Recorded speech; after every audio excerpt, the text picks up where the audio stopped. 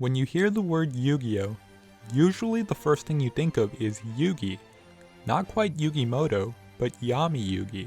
Yami Yugi is such a cool and likable character, and more than likely, he's probably the reason that made you want to get into playing card games. Today, I want to talk about the truth about Yami Yugi. I mean, what exactly is he really, and what makes him so likable?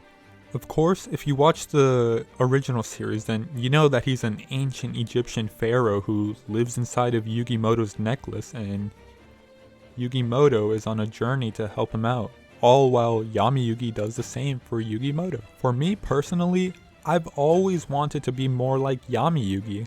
And no, I don't necessarily mean cheating in card games or mind crushing people, although that would be kinda interesting.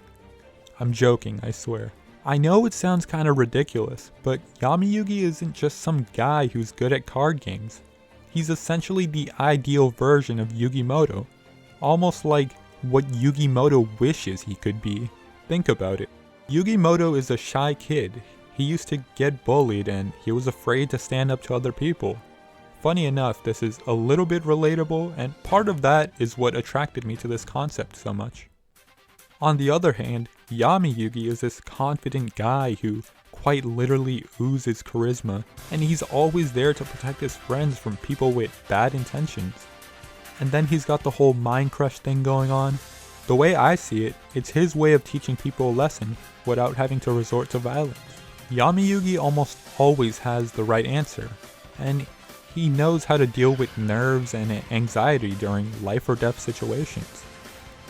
Not only that, but he also inspires people to chase after their dreams and become better people because he sees good in everyone. He always forgives bad people and always refrains from stooping to their level. It's how he keeps himself accountable and tries to be a good person. Yami Yugi is a risk taker. He teaches Yugi to get out of his comfort zone and to do things that scare him because it's the only way to grow as an individual. But realistically, he's literally just a spirit, something that's inside of Yugi Muto. I mean, nobody really recognized Yami Yugi during the first couple seasons of Yugioh. The way I always thought of it was, this is what the audience sees, and this is what the characters see. He has slightly different features in order to differentiate the two forms for the simplicity of the viewers. The only thing certain characters would say is like, huh? Something is different about you. Or one of my favorite ones is when Taya or Anzu says, huh? That can't be Yugi, he's way too confident.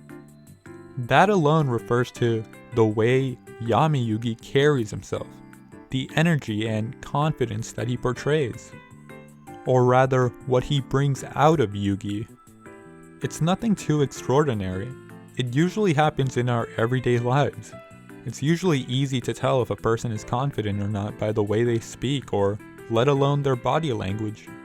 I don't know about you, but I've always wanted that power to suddenly go from shy and insecure to confident and authoritative.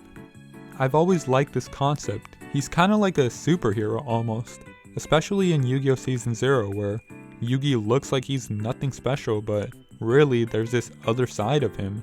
And the surprise and reaction of the opposing person is everything. It's almost like he's smurfing. In a way, it's almost like bipolar disorder, at least according to a reference from Mumkey Jones, who made a Yu-Gi-Oh! Video once, which I really liked. Creators of Yu-Gi-Oh! Wanted the anime to explore and examine a wide variety of mental illnesses. For example, the Yugi-Yami dichotomy represents bipolar disorder. Sometimes he seems so gentle, but when he duels, it seems like he's someone else. Wait, maybe there are two Yugis. Yami Yugi essentially teaches Yugi these skills, to become more independent and be able to protect those close to him. Which is why in the ending, Yami Yugi becomes his own entity and duels against Yugi to see if he's actually ready to tackle life on his own, without any need of hand-holding. I love the way he stands up to people, it doesn't matter who it is, and especially the shadow games. Essentially, if you cheat, then you get punished, because it reveals what kind of a person you truly are. And yes, Yami Yugi is definitely an attractive guy, but what attracts me the most are his personality traits. Also, Jack's Blade needs to make it tough like the tunes on Yugi, or would that training work? Because he's actually more athletic than you think. Another thing, his tonality. Personally, I think both English and Japanese voice actors do a great job of this. Yami Yugi just sounds so cool. It's kinda like Kevin Conroy's Batman, in which he sounds demanding, like a leader, and sort of naturally intimidating, at least in my opinion. Personally, I think Yami Yugi is just a spirit, and there's a bit of Yami Yugi inside all of us. We can all be like Yami Yugi. It's just a matter of getting out of your comfort zone. It has to come from within, because you never know when you might need to play a card game to save the world.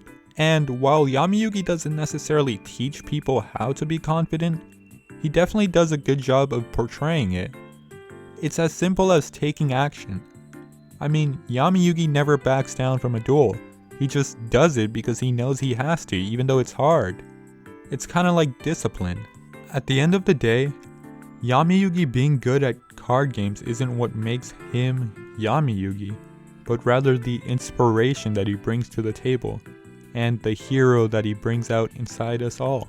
Maybe I'm stretching this a little bit too much, but I think Yugi Muto having low confidence and being shy are two traits that are simply relatable. Yugi Muto is flawed in a sense, and it's really cool to see his personal development towards the end of the series.